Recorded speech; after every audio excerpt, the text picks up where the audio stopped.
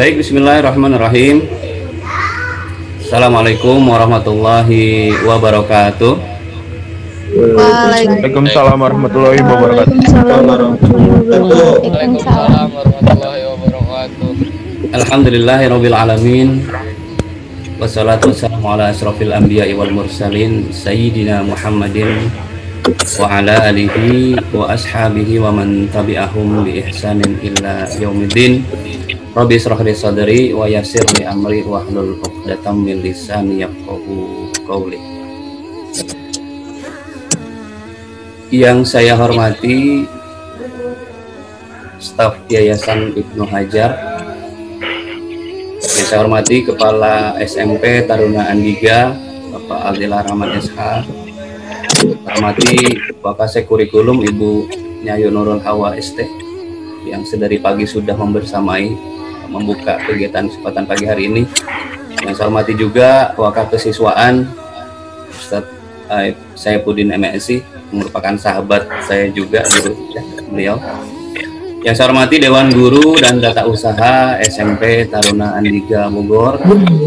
Saya banggakan, yang Ustadz banggakan Ananda semua siswa-siswi baik dari kelas 7, 8, dan 9 yang di kesempatan hari ini hadir bersama, barangkali juga ditemani oleh ayah ibu di rumah ya, yang sedang mendampingi juga.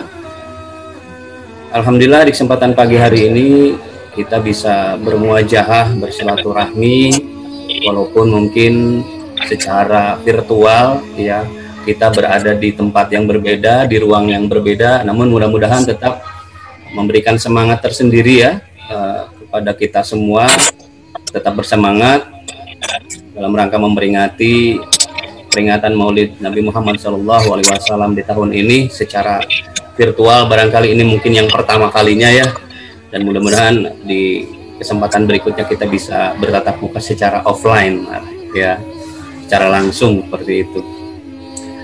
Baik, bismillahirrahmanirrahim.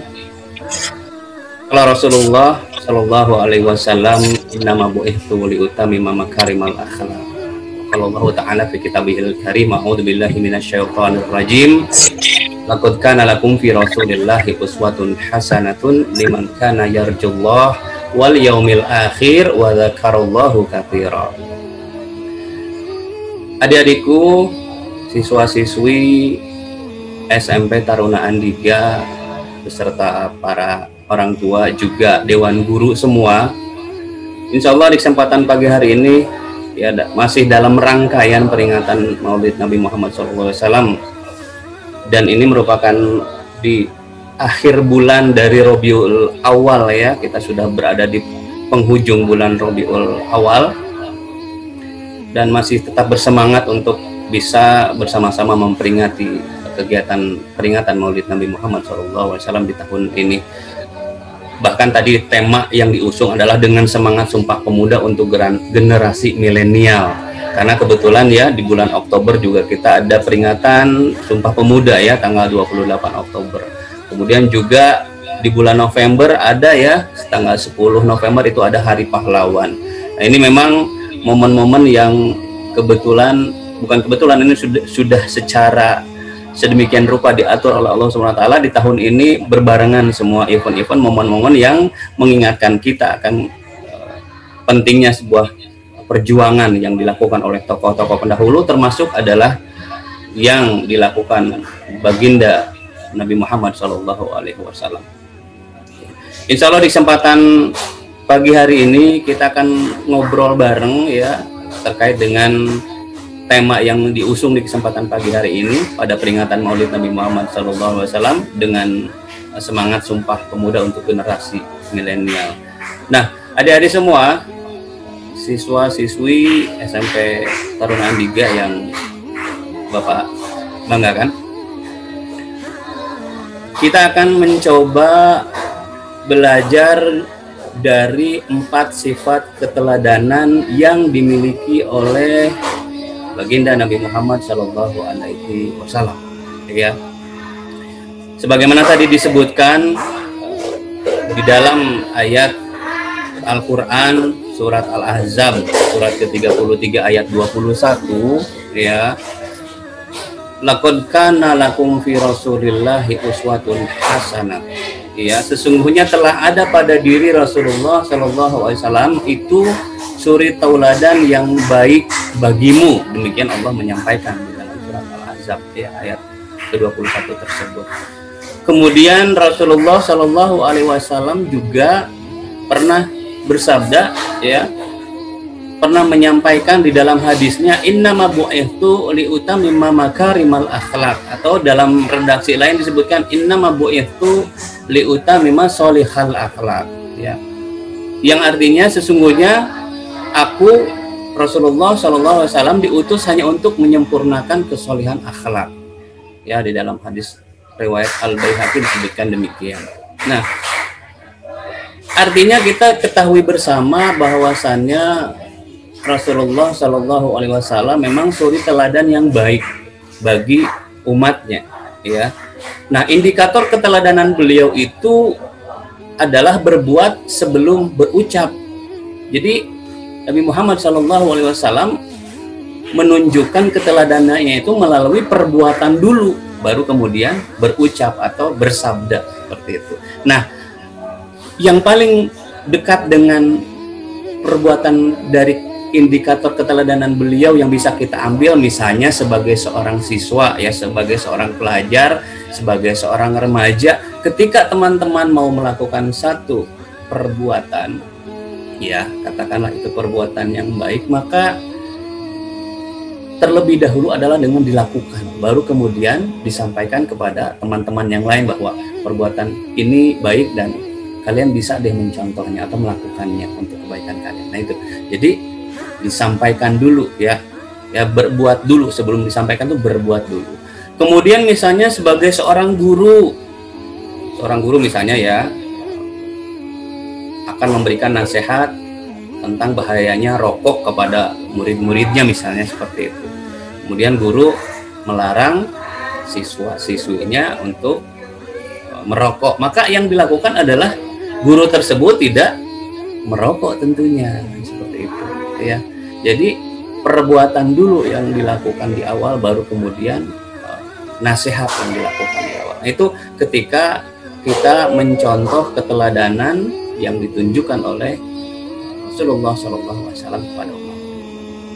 Contoh lagi misalnya sebagai kepala keluarga, ya, seorang ayah, seorang bapak, ya, ketika harus, ya, misalnya memberikan contoh untuk tidak menonton sinetron misalnya gitu, ya, umpamanya seperti itu. Nah, sebelum menyuruh anaknya, berarti sang bapak ini harus tidak melakukan nonton sinetron gitu, baru kemudian disampaikan kepada anak-anaknya, ya.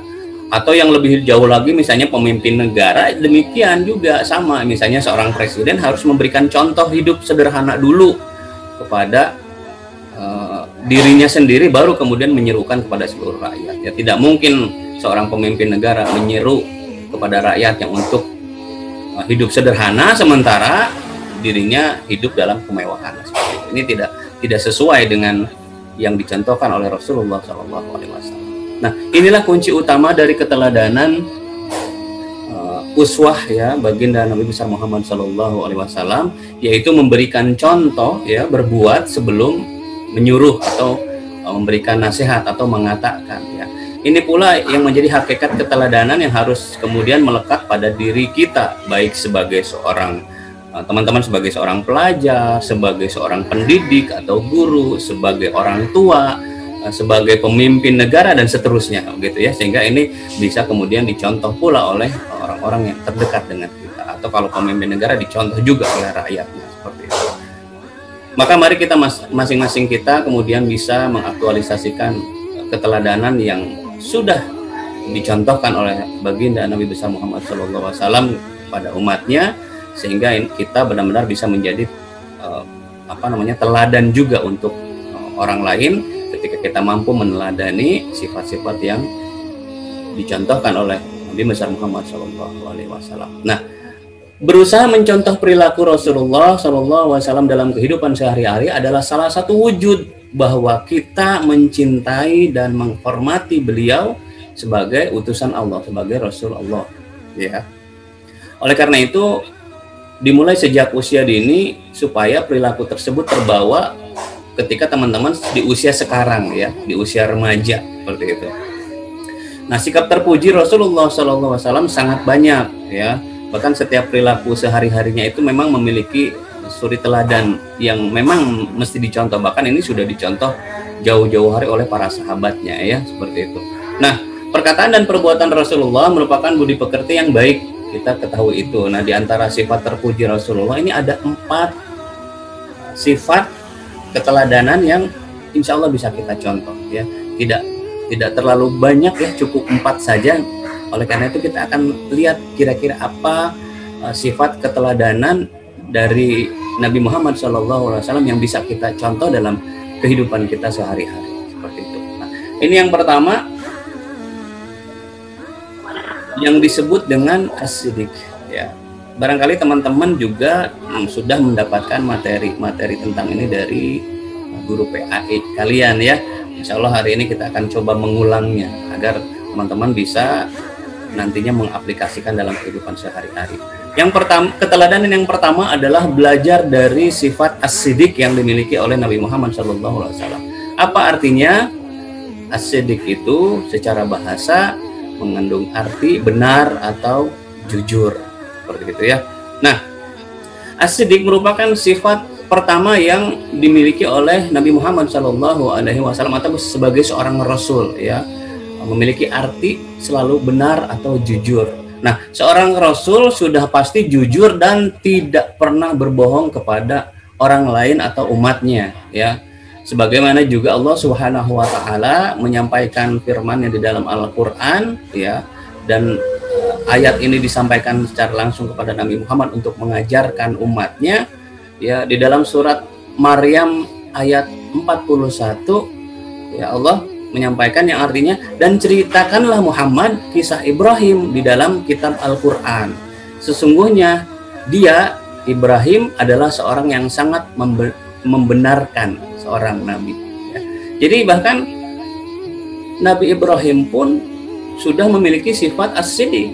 Maka Allah Subhanahu wa taala pun kemudian meminta atau mengajarkan Nabi Muhammad SAW untuk mengajarkan tentang kisah Nabi Ibrahim yang memiliki sifat as-siddiq juga kepada umatnya, dan Rasulullah SAW kemudian menyampaikan ayat ini ke tengah-tengah umatnya seperti itu.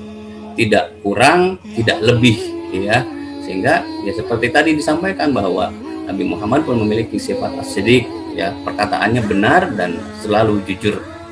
Nah, siddiq atau jujur adalah sikap yang menyatakan sesuatu sesuai dengan faktanya ya, tidak dilebihkan, tidak dikurangi ya. Kejujuran Rasulullah SAW itu sangat terkenal ya, dan diakui oleh sahabat-sahabat dekatnya, bahkan oleh musuh-musuhnya ya. Musuhnya pun mengakui bahwa Nabi Muhammad SAW ini selalu memiliki sifat as-siddiq ya, perkataannya selalu benar dan jujur. Tetapi kenapa kemudian musuh-musuhnya senantiasa memusuhi ya? Bahkan ada perkataan dari Abu Jahal ya, yang pernah berkata kepada Rasulullah SAW, kata Abu Jahal, kami tidak mengatakan engkau dusta, namun kami menganggap dusta ajaran yang engkau bawa. Jadi Abu Jahal yang juga memusuhi Nabi Muhammad SAW itu tidak mengatakan bahwa Nabi Muhammad berdusta, tetapi Abu Jahal mengatakan dan menganggap bahwa yang dusta itu ajarannya, katanya seperti itu ya. Nah, sampai seperti itu diakui oleh musuh-musuh dari Nabi Muhammad SAW bahwa Nabi Muhammad itu adalah seorang yang memiliki sifat as-siddiq ya, perkataannya selalu benar dan jujur. Nah, bagaimana kemudian sebagai seorang pelajar, sebagai seorang remaja, kita harus memiliki sifat as-siddiq ini gitu ya. Bahwasannya teman-teman juga harus belajar meneladani dari salah satu sifat yang dimiliki oleh Nabi Muhammad SAW, yaitu as-siddiq, perkataannya selalu benar dan jujur. Misalnya sebagai contoh seperti ini ya, teman-teman, misalnya ada satu remaja, sebut saja namanya Mawar, sebut saja namanya Odi gitu ya. Ada namanya Odi di sini? Nggak ada ya. Misalnya Odi ditanya sama gurunya, Odi, kamu tadi pagi sholat subuh nggak? Gitu. Kemudian Odi menjawab dengan berbohong gitu. Iya bu, tadi saya sholat subuh. Padahal enggak gitu ya, padahal enggak. Nah, terus ibu guru melanjutkan, jam berapa kamu sholatnya gitu. Terus karena Odi memang enggak sholat subuh, terus Odi berbohong lagi, jam 5 pagi bu gitu. Terus ibu guru bertanya lagi, kamu sholatnya sama siapa gitu. Terus Odi terpaksa berbohong lagi karena memang kan enggak sholat subuh gitu, sama mama, sama papa, sama adik gitu ya. Nah, hanya karena kemudian berbohong sekali, maka dengan terpaksa Odi harus berbohong lagi dan lagi gitu. Karena apa? Tadi gurunya kan terus bertanya gitu ya. Nah, berarti Odi ini tidak memiliki sifat as-siddiq. Karena perkataannya bohong gitu ya, atau dusta seperti itu. Ya. Jadi kita tidak boleh berbohong, karena berbohong sekali itu bisa menimbulkan kebohongan-kebohongan yang lain dan menyebabkan kita akan mendapatkan banyak dosa tentunya nantinya. Nah ini sebagai seorang pelajar, teman-teman juga bisa meneladani satu dari 4 sifat Nabi Muhammad SAW, yaitu as-siddiq, perkataannya benar atau jujur. Ini yang pertama ya, keteladanan yang bisa kita pelajari, yaitu as-siddiq. Kemudian keteladanan kedua yang bisa kita pelajari adalah yang disebut dengan amanah, al-amanah. Nah, sifat yang kedua, al-amanah ini mengandung arti dapat dipercaya. Ya, dapat dipercaya. Semua perkataan Nabi Muhammad SAW sudah pasti dapat dipercaya. Ya, sebagaimana juga Allah Subhanahu wa taala menggambarkannya di dalam surat Asy-Syu'ara ya, ayat 106 sampai 107 yang artinya ketika saudara mereka Nuh berkata kepada mereka, mengapa kamu tidak bertakwa? Sesungguhnya aku ini seorang rasul, kepercayaan yang diutus kepadamu. Nah, seperti yang dijelaskan bahwa kaum Nabi Nuh alaihissalam ini mendustakan apa yang dibawa oleh Nabi Nuh alaihissalam. Kemudian Allah menegaskan bahwa Nabi Nuh termasuk orang yang amanah atau terpercaya. Jadi selain Nabi Muhammad, termasuk juga Nabi Nuh ya, adalah manusia yang memiliki sifat amanah ya, dapat dipercaya. Nah, kemudian Nabi Muhammad SAW ini juga mengajarkan tentang kisah Nuh kepada kita umatnya. Nah, amanah dapat dipercaya yang merupakan sikap yang dapat kita lakukan ya. Misalnya apabila satu urusan dipercayakan kepadanya, maka kita akan melaksanakan urusan tersebut dengan sebaik-baiknya ya.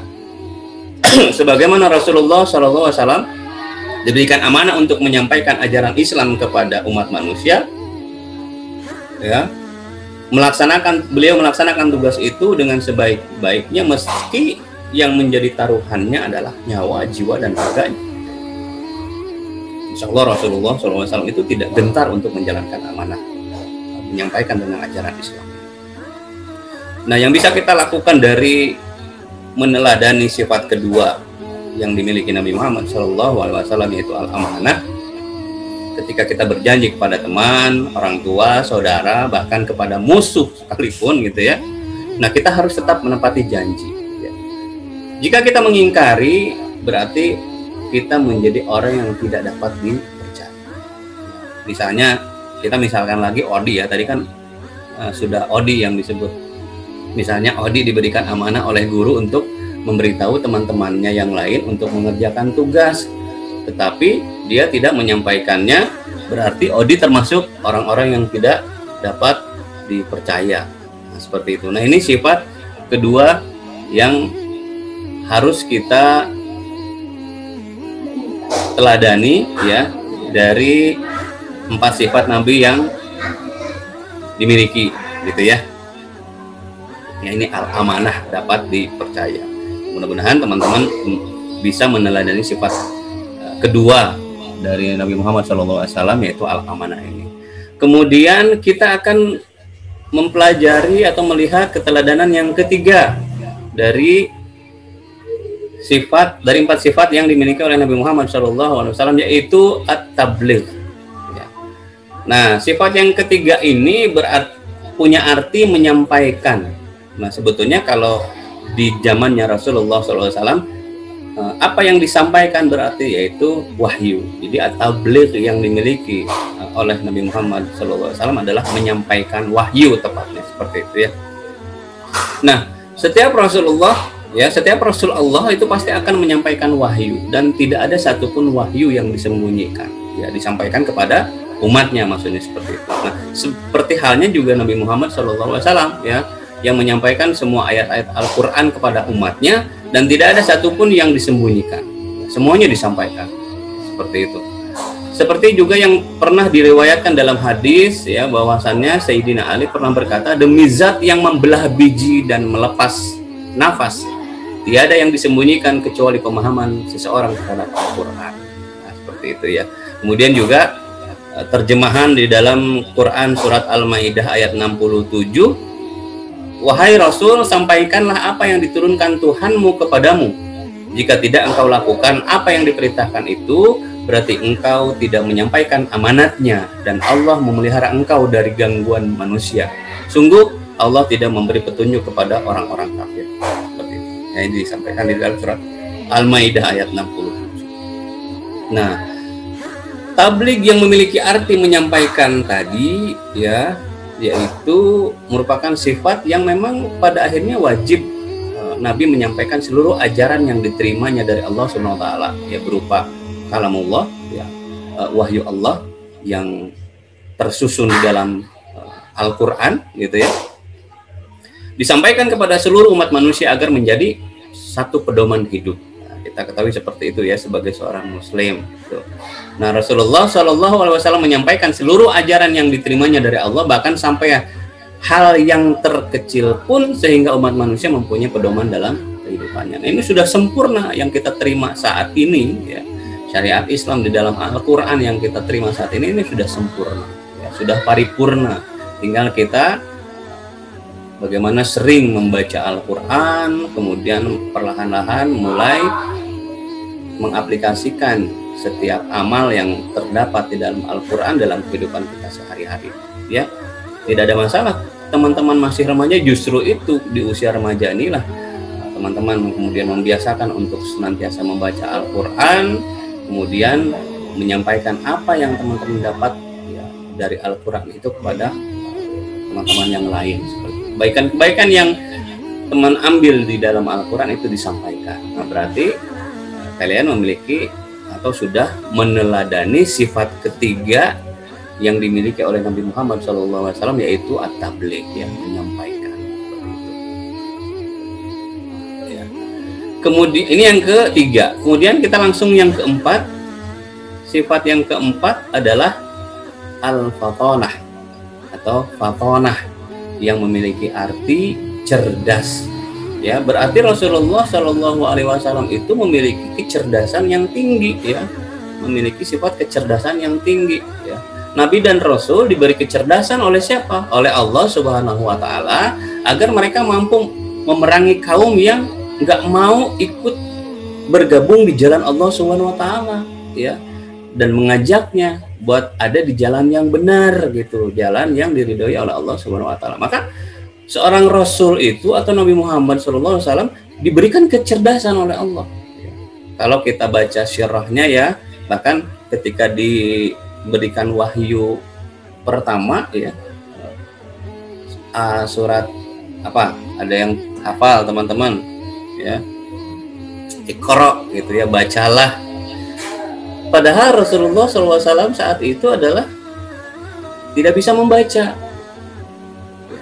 Indikator misalnya seseorang cerdas kan misalnya nggak mungkin nggak bisa baca gitu. Tetapi tidak ada yang tidak mungkin. Allah Subhanahu wa Ta'ala yang kemudian memberikan kecerdasan kepada Nabi Muhammad SAW sehingga mampu menjadi seorang nabi dan rasul dan mengajarkan ajaran Islam kepada seluruh umat manusia, dan hingga sekarang kita bisa menikmati hasil dari perjuangan Nabi Muhammad SAW.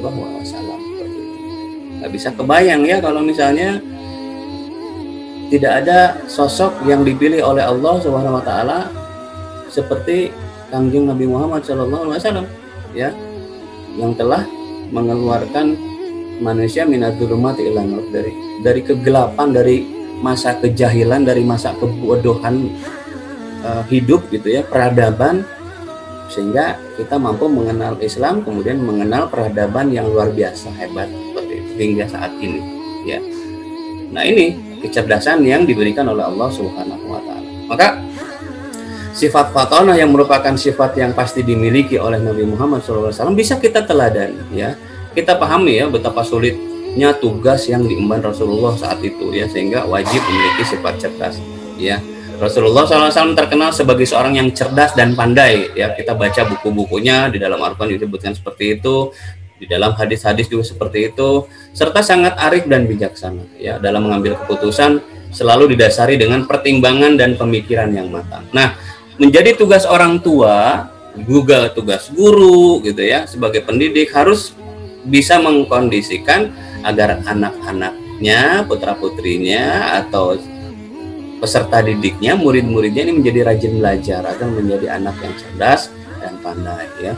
Termasuk di dalamnya mendampingi dan memfasilitasi berbagai kebutuhan penunjang belajar. Terlebih di masa saat ini ya, kondisi kita memang hampir semua bidang termasuk bidang pendidikan saat ini masih melaksanakan proses belajar tidak sebagaimana mestinya. Dulu mungkin sekitar 8 bulan yang lalu kita masih bisa pergi ke sekolah, belajar setiap hari di sekolah, ketemu teman-teman, ketemu dengan guru-guru, bisa mencium tangan mereka, tanda hormat kita kepada guru-guru. Tapi sekarang kita tidak bisa pergi ke sekolah ya, belajarnya dari rumah, pertemuannya dilakukan secara online, pembelajaran jarak jauh istilahnya seperti itu. Tapi mudah-mudahan tetap menjadi bagian dari sebuah proses ya, untuk menjadikan teman-teman tetap menjadi generasi yang fatonah atau memiliki sifat fatonah ya, cerdas seperti itu ya.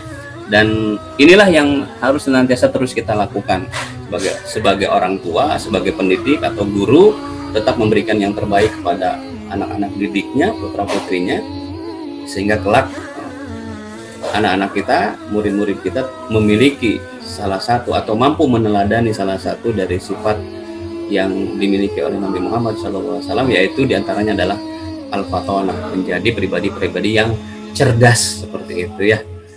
Nah, teman-teman semua, itulah tadi 4 sifat keteladanan yang bisa kita contoh dari diri Nabi Muhammad SAW ya.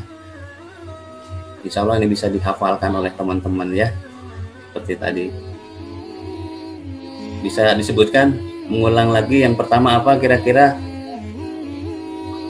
Apa yang pertama? Sidik. Ya, artinya benar atau jujur. Wah, luar biasa hebat. Kemudian yang kedua apa? Amanah. Artinya apa teman-teman? Dapat dipercaya. Dapat dipercaya. Wah, hebat nih. Kemudian yang ketiga, Tablik. at-tabligh ya. At-tabligh artinya Menyampaikan.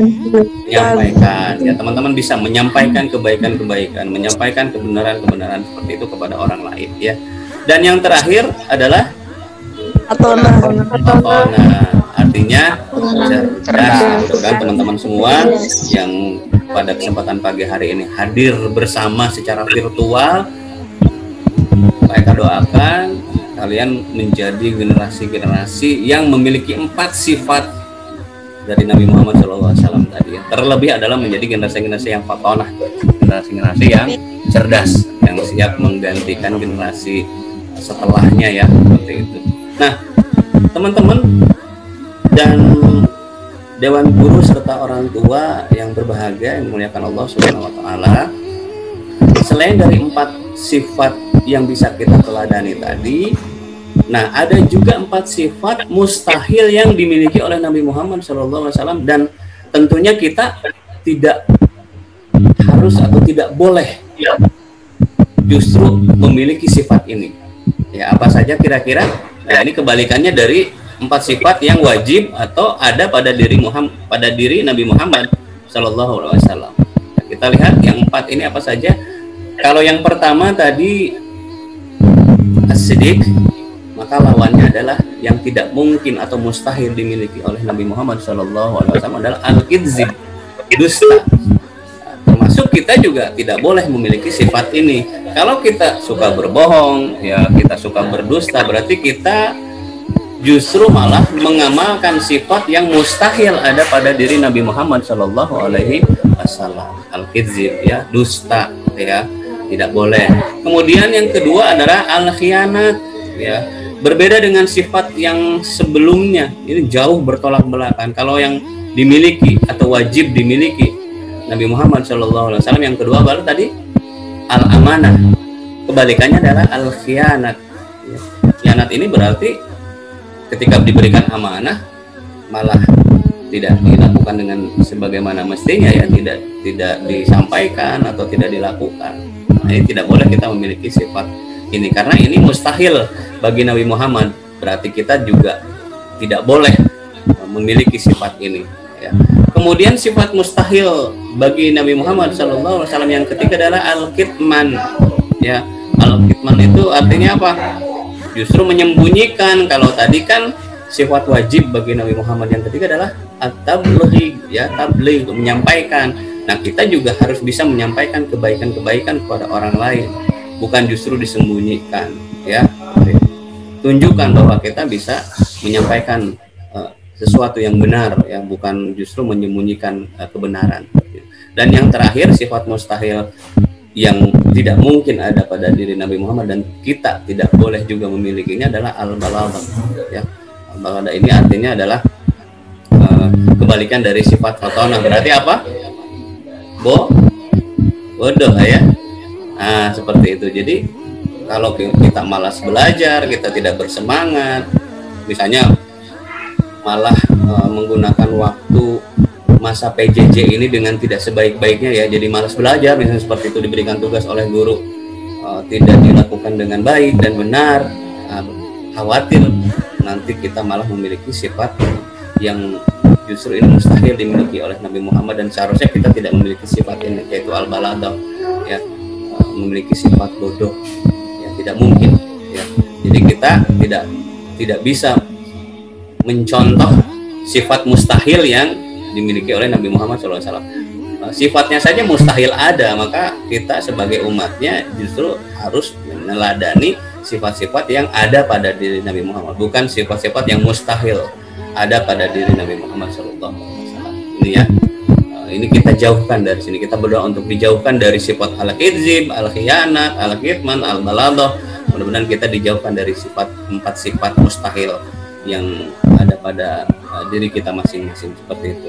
Nah, kaitannya dengan tema di awal tadi, teman-teman, ya, kita sudah belajar tentang empat sifat keteladanan yang insya Allah bisa kita aplikasikan dalam kehidupan kita sehari-hari, ya, dan kaitannya dengan semangat Sumpah Pemuda untuk generasi milenial, ya. Teman-teman kan generasi milenial, ya. Kalau Sedeka dengan guru-guru senior ini generasi apa nih? Generasi kolonial. Generasi milenial, ya, teman-teman, ya. Nah, bagaimana potret remaja dan pemuda Islam saat ini? Kita harus tahu, ya, teman-teman, ya, apalagi teman-teman juga sebagai seorang remaja, kan? Seorang remaja, seorang pemuda, usianya masih sangat belia untuk bisa melihat kondisi atau bisa memberikan sebuah penilaian tentang gimana remaja dan pemuda Islam saat ini. Coba kita lihat, ya, teman-teman, di slide berikutnya. Nah, ini kurang lebih potret permasalahan yang sering kali dihadapi oleh remaja dan pemuda di saat ini. Ada yang disebut dengan depression. Para remaja Islam di kondisi saat ini, di penghujung zaman saat ini, sering kali dihadapkan pada permasalahan-permasalahan sehingga mudah depresi. Tidak perlu mereka sebutkan satu persatu. Misalnya contoh yang sering nonton TV mungkin sering lihat, ya, bagaimana seorang remaja ketika dihadapkan pada permasalahan-permasalahan hidup kemudian depresi di usia yang masih sangat muda, ya, itu depresi. Kemudian ada juga eating disorder, ya. Biasanya seorang remaja itu dituntut untuk misalnya, aduh kalau misalnya badannya kegemukan, itu kurang percaya diri sehingga mulai melakukan apa namanya diet tapi salah, akhirnya tidak sehat gitu ya, memunculkan permasalahan dalam hal makan misalnya seperti itu. Ini juga menjadi permasalahan-permasalahan yang dihadapi oleh para remaja. Kemudian family issue ya, tentang permasalahan-permasalahan yang dihadapi keluarga ya, semuanya memang berasal dari keluarga ya. Tidak sedikit remaja-remaja yang kemudian terjerumus kepada kehidupan yang memang tidak baik, itu diawali dari bagaimana kehidupan di rumahnya yang banyak disertai dengan permasalahan. Kemudian tentang grades ini adalah nilai yang harus dituntut besar atau sempurna di sekolah misalnya gitu ya. Tuntutan sekarang dengan kurikulum yang juga sangat luar biasa, teman-teman harus punya nilai-nilai yang tidak memuaskan, harus memuaskan, sehingga akhirnya membuat apa teman-teman atau remaja-remaja sekolah ini menjadi ya tadi stres, depresi seperti itu ya, sehingga akhirnya kemudian mengalihkan kegiatan-kegiatannya di luar sekolah dengan kegiatan-kegiatan yang misalnya daripada belajar aja gitu di sekolah harus nilainya harus sempurna, harus besar, harus A, harus 100, sehingga akhirnya itu membuat stres atau depresi, beralih kepada kehidupan yang justru tidak baik. Kemudian juga ada yang disebut dengan cyber bullying and stalking. Nah, ini di kehidupan saat ini ya, di era kalian ya sebagai generasi remaja milenial, bahkan saat lahir pun mungkin kemajuan teknologi sudah sangat pesat ya. Sekarang kalau pengen punya HP yang terbaru susah, karena besok sudah ada lagi yang terbaru gitu. Mau beli yang terbaru besoknya sudah ada tipe lagi yang terbaru seperti itu. Nah, ini juga sering terjadi misalnya di media sosial ya. Terkadang misalnya kalau kita tidak pintar-pintar atau kita termakan hasutan orang, kita ngasih komentar-komentar negatif juga misalnya di status orang, atau bahkan terkadang kita membuat status-status yang bernada negatif misalnya. Ini cyberbullying dan stalking gitu ya. Dan ini juga bahayanya sama seperti bullying secara fisik, tatap muka ya. Karena kalau cyberbullying kan itu berarti pembulian secara virtual juga gitu ya. Misalnya memberikan komentar bernada negatif dan seterusnya seperti itu. Kemudian ada yang disebut dengan free sex atau kehidupan seks bebas. Ini juga menjadi permasalahan di kalangan remaja Islam seperti itu ya. Kemudian ada lagi smoking ya, merokok gitu ya. Nah, mereka pernah mengisi kegiatan di salah satu tempat panti rehabilitasi narkoba di daerah Ciawi ya, Cipayung ya, For All Nation Campus namanya. Ternyata untuk bisa mengawali kepada drugs and alcohol itu yang ada di bawah itu, awalnya itu dari rokok teman-teman. Maka mereka menyampaikan kepada teman-teman, terutama ya teman-teman di SMP Taruna Andiga ini, untuk menghindarkan diri dari yang namanya merokok, terutama ya teman-teman yang laki-laki ya. Nah, mereka bisa menyampaikan seperti ini ya karena alhamdulillah mereka tidak merokok, jadi justru tahu bahayanya merokok seperti apa. Dari pengalaman bertemu dengan teman-teman yang juga masih remaja di panti rehabilitasi narkoba tersebut, mereka menyampaikan bahwa kami menyesal dan ternyata memang untuk bisa mengenal drugs and alkohol ya, minuman keras dan obat-obatan terlarang itu kami awalnya dari rokok. Maka teman-teman kalau bisa ya, tapi insya Allah mudah-mudahan di SMP Taruna Andiga ini semuanya tidak ada yang merokok ya, murid-muridnya insya Allah baik semua ya. Tapi ini menjadi kewajiban mereka untuk menyampaikan seperti itu. Nah, ini permasalahan yang dihadapi remaja Islam saat ini ya, dari mulai yang tadi itu depresi hingga permasalahan tentang drugs dan alkohol atau minuman keras dan obat-obatan terlarang seperti itu.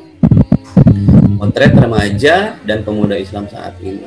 Lantas kira-kira bagaimana kita menyikapinya ya, agar kita terjauhkan atau terhindarkan dari potret remaja dan pemuda Islam yang tadi kita lihat.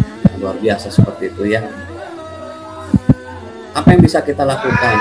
Bahkan kalau tadi potret remaja dan pemuda Islam saat ini, sekarang kondisi remaja dan pemuda Islam saat ini ya, kita lihat krisis identitas, mengabaikan ibadah, sholatnya bolong-bolong atau bahkan ada yang nggak sholat juga, mengekor budaya barat, K-pop dan seterusnya, menyia-nyiakan waktu dengan lebih banyak main game dibandingkan dengan belajar atau baca Quran misalnya. Tidak mandiri, unentrepreneurship, karena menurut informasi ini teman-teman di SMP Taruna Andika banyak yang justru mandiri ya. Berarti bukan unentrepreneurship, berarti sudah punya jiwa entrepreneurship. Apa itu? Ya kehidupan mandiri, misalkan sudah tidak minta lagi uang jajan kepada orang tuanya misalnya dengan menjadi seorang pedagang gitu ya, pedagang online dan seterusnya. Ini luar biasa, ini hebat. Saya kacungkan jempol untuk teman-teman di usia remaja yang sudah justru mandiri, bukan tidak mandiri ya. Maka kita perhatikan kondisi remaja dan pemuda Islam saat ini, krisis identitas ya, mengabaikan ibadah. Kita justru harus meningkatkan kualitas ibadah kita di kondisi saat ini, terutama seperti itu. Mengekor budaya barat. Rasulullah SAW menyampaikan, barang siapa yang meniru kebiasaan satu kaum, maka kita akan termasuk kepada golongan tersebut nanti di hari kiamat. Emang kita mau gitu kalau sekarang di dunia menjadikan tokoh atau idolanya tuh misalnya artis-artis Korea gitu, K-pop dan seterusnya, yang notabene bukan Islam. Nah, kemudian nanti di akhirat ngakunya umat Nabi Muhammad, tapi karena mengekor budaya barat kita akan disatukan dengan kaum-kaum itu. Nauzubillah min dzalik ya teman-teman, seperti itu. Dan mudah-mudahan kita juga tidak termasuk kepada orang-orang yang menyanyiakan. Alhamdulillah di kesempatan pagi hari ini justru kita bisa hadir bersama untuk saling mengingatkan dalam kebaikan dan menggunakan waktu dengan sebaik-baiknya, seperti itu. Nah, lantas apa yang bisa kita lakukan? Ya, mereka mengingatkan bahwa peran remaja dan pemuda Islam saat ini adalah yang pertama, paling tidak kita lakukan dengan beberapa aktivitas ini. Mendalami Islam minimal dengan 3 aktivitas: baca Quran, baca buku-buku Islam, pendidikan tarbiyah atau tarbiyah Islam gitu secara rutin, yang mendatangi guru ngaji ya, atau secara virtual kepada Ustadz Ae misalnya, Ustadz Wahyu dan seterusnya gitu ya, untuk diberikan nasihat-nasihat atau juga kepada orang tua ya. Mendalami Islam, jangan lupa ya, minimal dengan 3 aktivitas. Kemudian yang berikutnya adalah mendalami Islam dengan cara berdakwah. Emang teman-teman remaja nggak bisa berdakwah? Justru teman-teman remaja mereka dorong untuk bisa berdakwah. Di mana? Di rumah, pada adik-adik kita, pada kakak-kakak kita ya, di masjid dengan teman-teman ngaji kita, di sekolah dengan teman-teman kita juga, kemudian di masyarakat. Tentunya kalau saat ini mungkin kita lakukan secara online ya, hampir kebanyakan masih dilakukan secara virtual. Ini kemudian yang terakhir, meningkatkan keterampilan, leadership skills ya. OSIS salah satunya mungkin menjadi tempat untuk bisa mengaktualisasikan kemampuan kepemimpinan ya. Manajemen skill, memanajemen teman-teman untuk melakukan satu aktivitas, satu kegiatan. Salah satunya kegiatan pagi ini harus dimanajemen oleh sebuah tim teman-teman sebagai para pelajar atau remaja, seperti itu. Sampai kepada profesional skill atau kemampuan profesional, seperti itu ya. Kemudian yang terakhir kita akan lihat di zaman Rasulullah SAW banyak sekali pemuda yang sudah dibina oleh Nabi Muhammad SAW. Iya, kira-kira nih ya, ada nggak yang seperti ini? Jadi ada yang disebut dengan Ali bin Abi Thalib, itu dibina sejak usia 8 tahun. Ada Zubair bin Awam 8 tahun, Arqam bin Abi Arqam 16 tahun. Ini masih muda-muda ya. Utsman bin Affan usia 17 tahun sudah dibina oleh Rasulullah SAW. Ya, Zaid bin Harisah 20 tahun. Jadi ini di usia-usia teman-teman itu yang masih remaja ya, sudah dibina karakter dan kepribadian Islamnya seperti itu, sehingga menjadi sosok-sosok yang luar biasa. Mereka nggak akan ceritain sekarang, ini akan jadi PR. Insya Allah mudah-mudahan kita ketemu di kesempatan yang lain ya, untuk bisa mempelajari gimana sih hasilnya para pemuda atau para remaja yang berhasil dibina oleh Rasulullah SAW ya. Mudah-mudahan kata teman-teman, mudah-mudahan ini gue banget gitu ya, mudah-mudahan nanti aku juga termasuk seperti para remaja yang pernah dibina oleh Rasulullah SAW sehingga menjadi orang-orang hebat seperti itu. Nah teman-teman, kira-kira di kesempatan pagi hari ini saja yang mungkin bisa saya sampaikan ya. Mudah-mudahan kita bisa meneladani dari apa yang Rasulullah SAW miliki ya, 4 sifat tadi ya, 4 sifat keteladanan yang bisa kita contoh dalam kehidupan kita sehari-hari, dan mudah-mudahan kita bisa mengaplikasikan dalam kehidupan sehari-hari. Kemudian juga menghindarkan diri dari potret remaja dan pemuda Islam saat ini yang sudah teman-teman tadi lihat seperti apa ya. Kemudian berusaha untuk mewujudkan sosok-sosok atau pribadi remaja teman-teman yang memang punya karakter dan kepribadian sebagai seorang remaja dan pemuda Islam ya. Tadi bisa kita pelajari ya. Insya Allah lengkapnya nanti kita akan, mudah-mudahan ada kesempatan bisa berkumpul lagi ya sama teman-teman, dan kita akan sharing lebih dalam tentang bagaimana kiat-kiat untuk bisa menjadi sosok-sosok remaja yang seperti pernah dibina oleh Rasulullah SAW seperti itu. Ini saja yang bisa saya sampaikan di kesempatan pagi hari ini untuk teman-teman semua, terutama dari kelas 7, 8, dan 9 siswa-siswi SMP Taruna Andiga. Mudah-mudahan ada manfaatnya. Mohon maaf atas segala kekurangan. Terima kasih juga kepada pihak sekolah dan yayasan yang sudah mengundang mereka bisa bersilaturahmi dan bermuajahah bersama dengan keluarga besar SMP Taruna Andiga, siswa-siswinya, para orang tuanya, dewan guru, staf yayasan, dan semuanya. Mohon maaf atas segala kekurangan. Billahi taufik wal hidayah. Assalamualaikum warahmatullahi wabarakatuh. Waalaikumsalam warahmatullahi wabarakatuh.